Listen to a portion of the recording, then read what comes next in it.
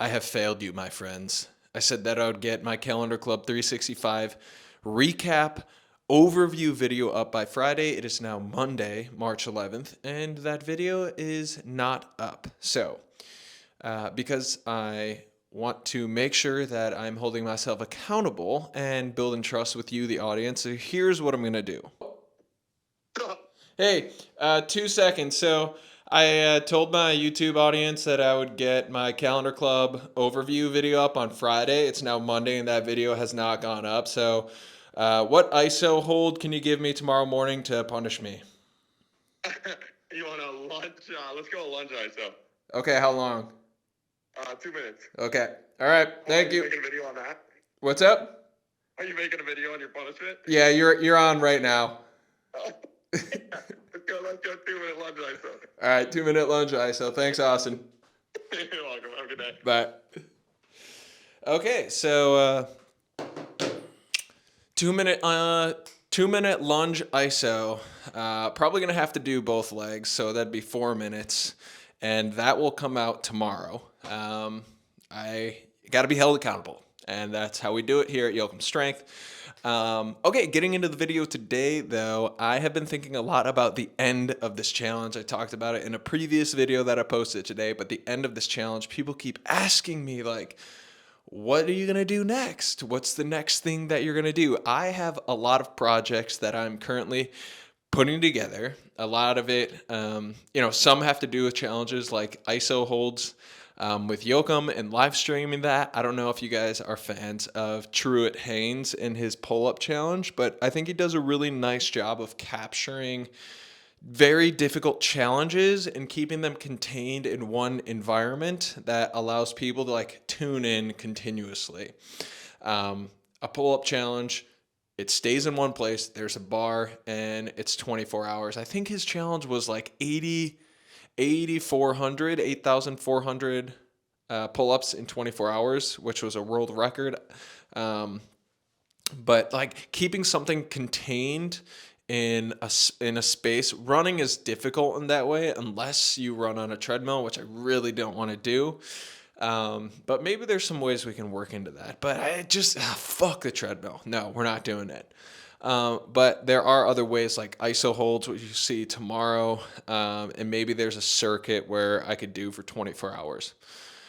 Again, I don't want to get into it. There are other things in the works, running related things as well. But the main point is after Calendar Club ends, I'm going to go through a phase of breaking up with the challenge. For anyone that has been through a breakup in a relationship with a person or a breakup with maybe they no longer play a sport. They played sports in college, they played sports in high school, and they go through that phase of like, who am I now? Like, what is my identity? What is my purpose?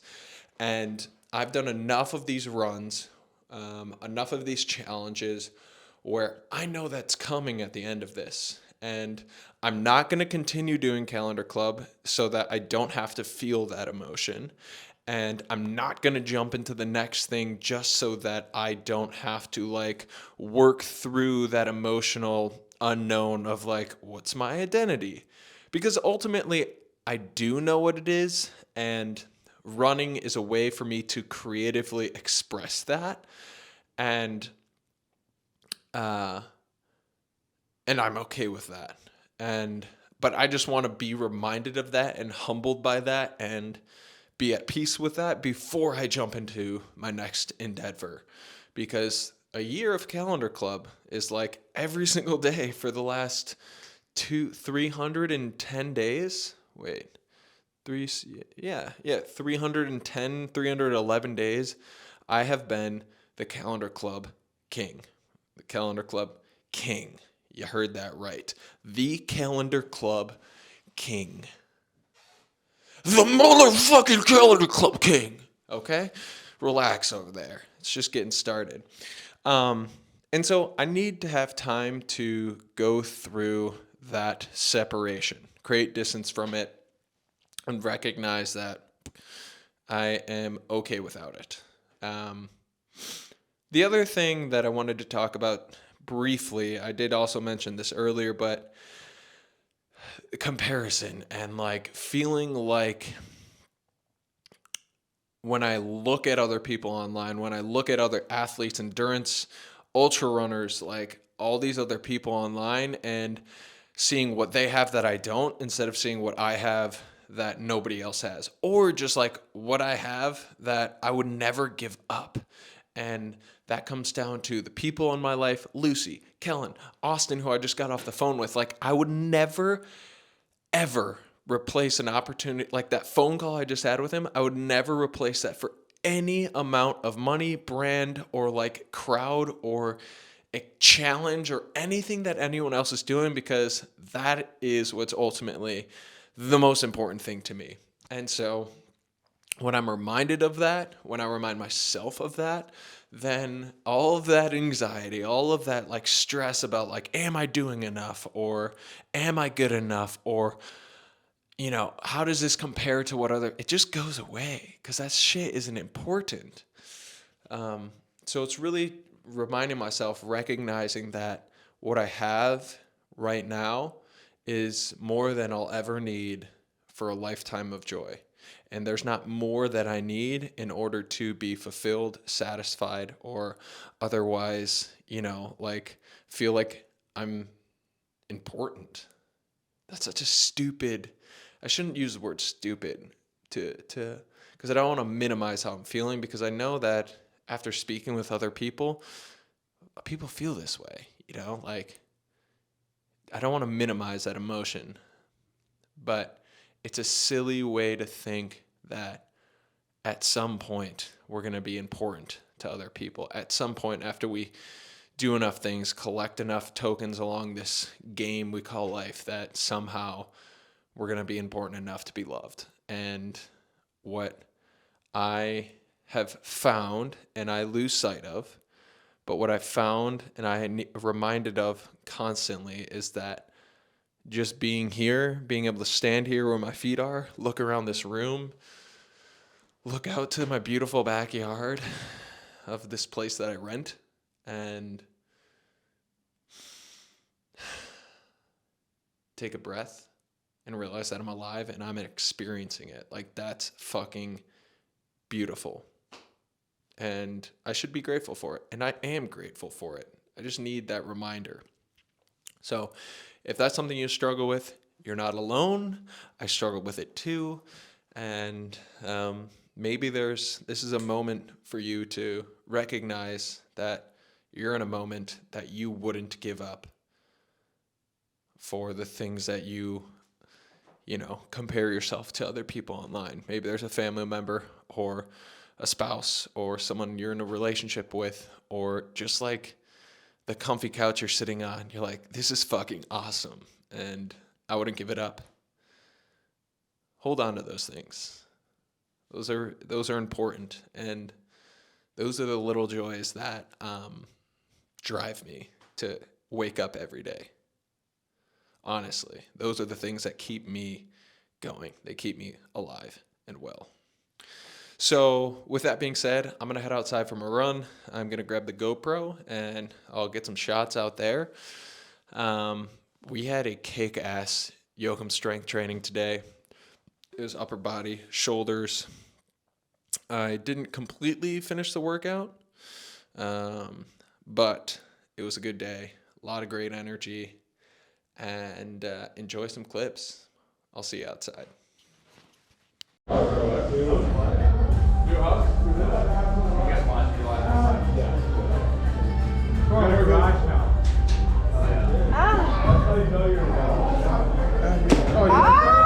Oh, yes?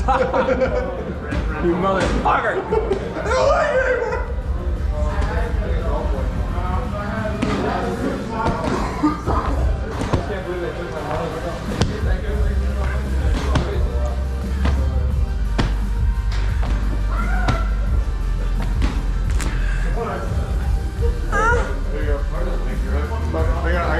I got you.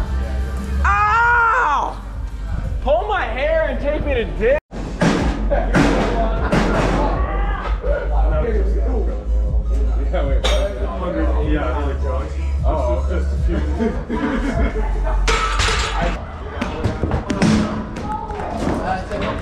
Come on, this is nothing. We're halfway.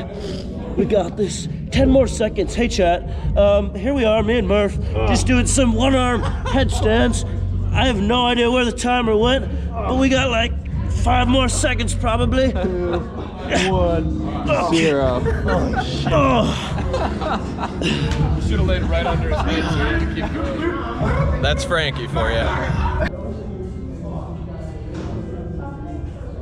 Yeah, Mark, I think I'm technically an Isaac recruit too. I think one of the trends that found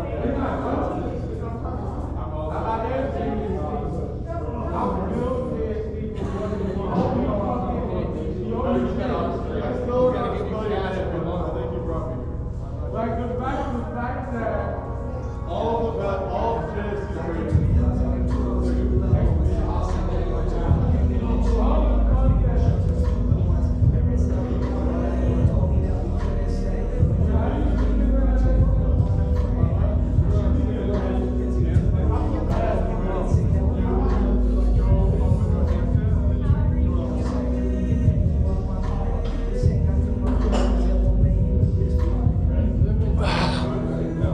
Fuck that, dude. Fuck that. This is the most summer day of winter I've ever felt in my life. Or extremely early spring, if you want to put it that way.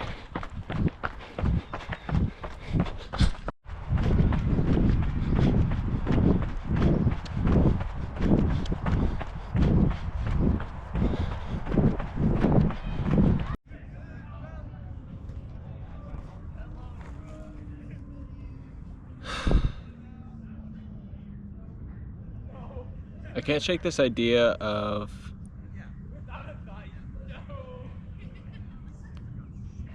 I guess the frustration around big running and big brands entering the space. Because it's like this.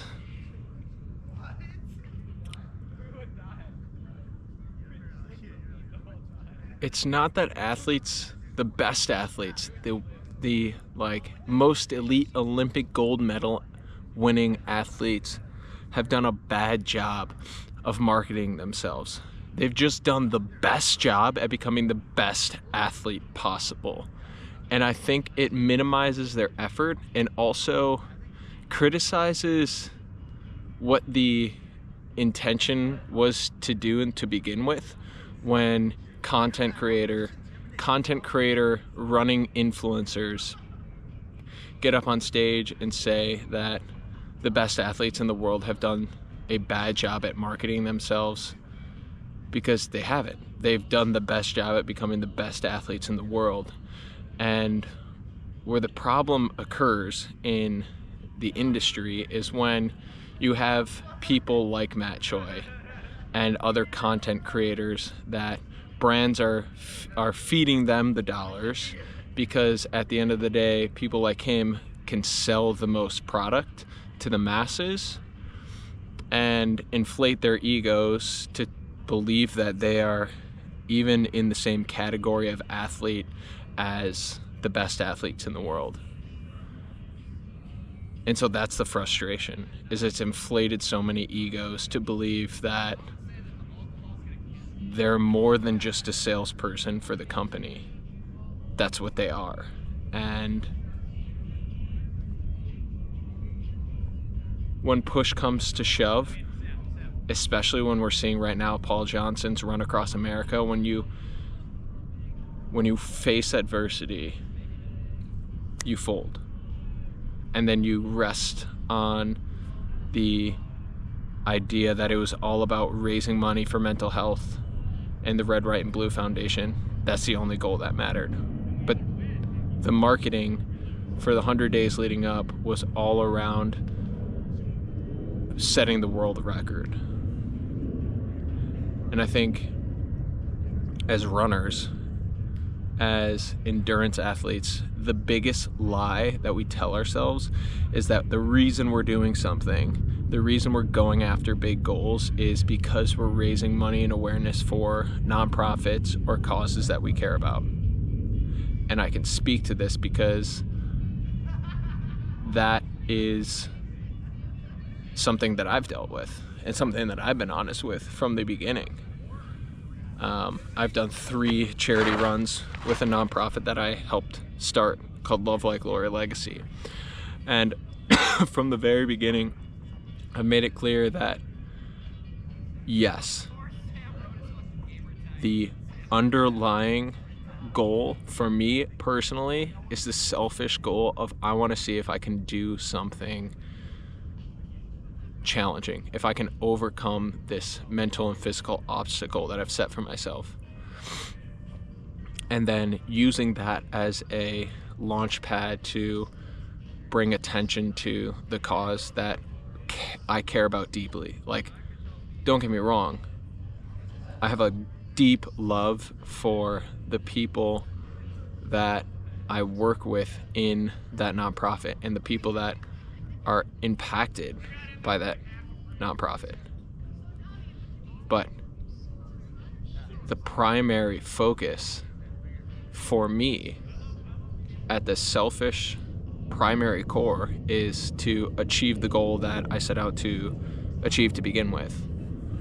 And if I failed in that, I wouldn't use the nonprofit or the awareness around raising money and foundation and funds and awareness around this other cause to shift the focus from the original goal or to hide the failure. That's what's happening. The failure's being hidden behind a wall of I can't push back because then I'm pushing back against you being a good person. Like, that doesn't make sense. And that's the issue, is the masses have been sold on this idea, and you read the comments and people just talk about how, oh, you know, he's doing this for a great reason, he's doing this for a great cause, he's doing this for a greater purpose, and like, all those things are true, but let's not bullshit each other. He set out a goal to break the world record, he marketed it, he very intentionally did not mention the original record holder. And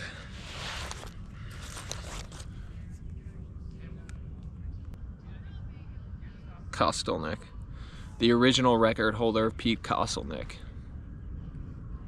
Like, there's a difference between being a content creator and being an athlete, and yes, the lines are blurred, and yes, now you have to be both, but at the end of the day, don't be confused about what you are first. And when push comes to shove, if you quit on the goal, on the athletic goal at hand, then you're nothing more than a content creator who runs, not an athlete who perseveres and overcomes the obstacles at hand. That's truth.